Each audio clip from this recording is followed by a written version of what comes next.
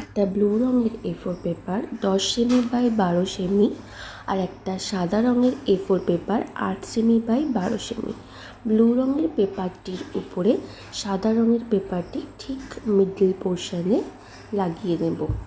এরপর 10 সেমি by 15 semi একটি ব্লু রঙের A4 পেপার নিয়েছি আর একটি স্কেচ পেনের সাহায্যে আমি এটাকে রোল করে নিলাম আর আঠা দিয়ে এইভাবে জুড়ে দিলাম। তারপর পেন্সিলটা বা স্কেচ পেনটা এইভাবে বের করে নিয়েছি। তৈরি হয়ে গেল আমাদের একটি রোল। আর একটি পিঙ্ক কালারের পেপারকে এইভাবে আঠা দিয়ে আমরা এই রাউন্ডটির উপর এইভাবে লাগিয়ে দেব সুন্দর ডিজাইনের জন্য। আর প্রথম অংশটি এবং শেষের অংশটি আঠা দিয়ে এইভাবে জুড়ে নেব। একইভাবে আরেকটি করে নেব। তারপর আগে যে তৈরি করেছিলাম যে পেপারটি তার উপর আমরা এইভাবে ডিজাইন করে নেব আর হ্যাপি টিচার্স ডে লিখে নেব।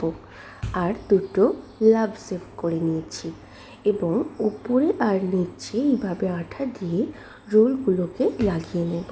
দেখো কি সুন্দর চিঠির মতো দেখতে লাগছে। পুরানো দিনে এই রকমভাবে চিঠি আসতো।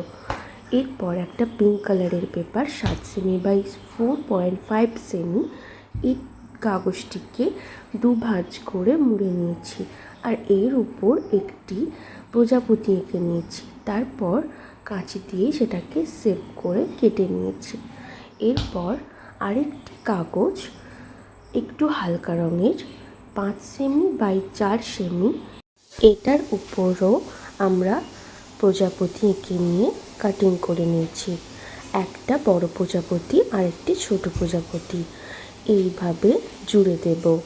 তারপর একটি 10 সেমি বাই 2 সেমি পিঙ্ক কালারের কাগজ নিয়েছি।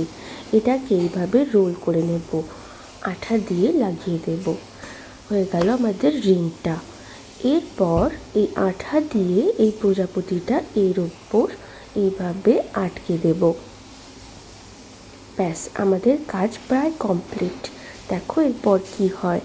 এইভাবে নিচের দিক থেকে রোলটা হাফ নিয়ে আসবো, তারপর আবার অন্য দিক থেকে হাফ নিয়ে আসবো আর এই রিংটা ধীরে ধীরে এই রোলগুলোর মধ্যে ঢুকিয়ে দেব। ব্যাস, আমাদের কাজ হয়ে গেল। টিচার্স ডের আরেকটি কার্ডের লিঙ্ক ডেসক্রিপশানে দেওয়া আছে। কেমন লাগলো অবশ্যই কমেন্টে জানিও আর বন্ধুদের সাথে শেয়ার করতে ভুলো না। আর এবারের টিচার্স ডেতে ফেভারিট টিচারকে এটা বানিয়ে অবশ্যই দিও। আর আর্ট স্টাইল একাডেমিকে অবশ্যই সাবস্ক্রাইব করবে। টাটা।